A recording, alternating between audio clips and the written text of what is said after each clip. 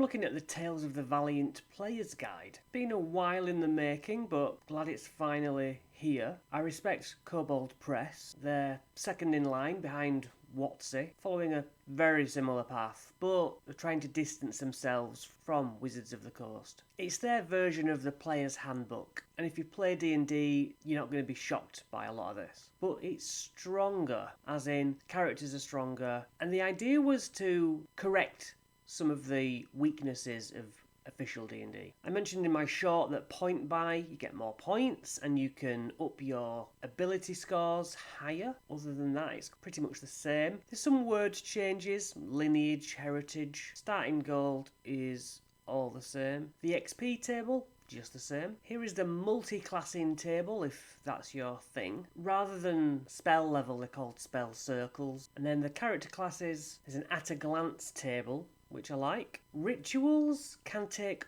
1 minute. There's a variety of different casting times for rituals. The source of your magic is divided into 4 different sections: arcane, divine, primordial, and weird. A barbarian, for example, you probably know what you're expecting, and you'll probably be rewarded with seeing the same sort of idea. Of course, it has a rage. You might notice at 20th level it gets an epic boon, and also at 10th a heroic boon. And it's these kind of additions that just tweak it above official 5e for some. And I like the clean layout, the fresh art. It's nice. So bad and so on. Now, I'm not one for playing on this side. I'm a DM. So a lot of this, I couldn't tell you if it's the same or different. I think there are differences, particularly with the Warlock. Players complain about the Warlock not having a full spell list, but look at this. A little bit more interesting of a progression, I believe.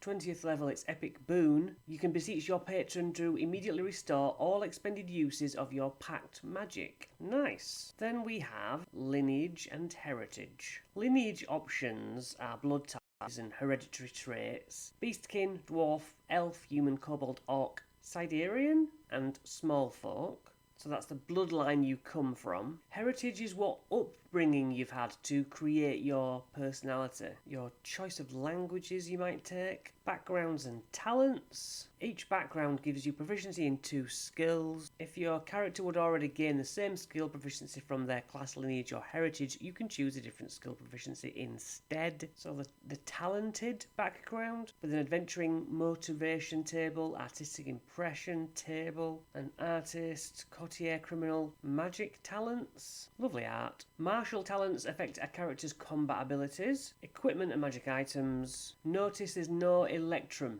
in this table. Nobody likes you, Electrum. Calculating your AC, 10 plus dex as normal. Different kinds of armour, whether it makes you noisy, putting on and taking off armour, and then good old weapons list. So weapon options, which bash, make an attack roll with this weapon. On a hit, the target has disadvantage on its next roll. Disarm, pinning shot, ricochet shot, just little tweaks which make it interesting. I mean, we were all hoping for broad sweeps, let's be honest. Adventuring gear, probably as per usual. A bit more of a deeper dive into the actual individual tools that you get. Mounts, chariot, getting services from NPCs, food and lodgings, vehicles, crew, stat blocks for a galley, rowboat, war wagon. We're into the magic items section here. The cost of enchanting magic items. Magic item prices by rarity. Hundreds of magic items, and you know me, I love a magic item. The apparatus of Qualish, beautiful design. Oh, you can get +3 legendary armor. Bag of beans. So yeah, we'll probably like bag of holding. We've heard of a lot of these. Necklace of fireballs. 1d6 +3 beads. Sounds about right. Save DC 15 of the fireball spell. 200 gold pieces per bead. That's a nice little addition. Playing the game, so yeah, you roll your d20, add your modifier and your proficiency if you're proficient. Standard table of difficulty of DCs. Luck.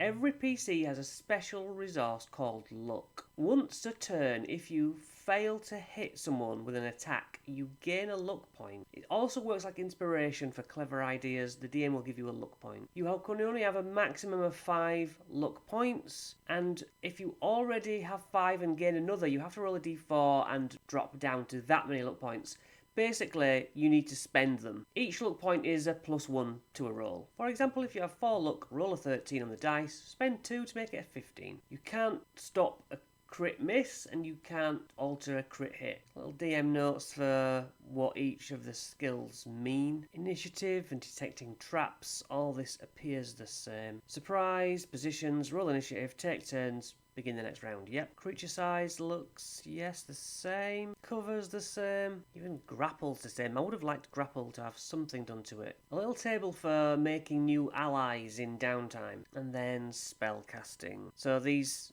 certain spell sources, the weird, the divine, etc. Spell circles, just same idea really. This is a nice addition, a very quick look. Burning Hands.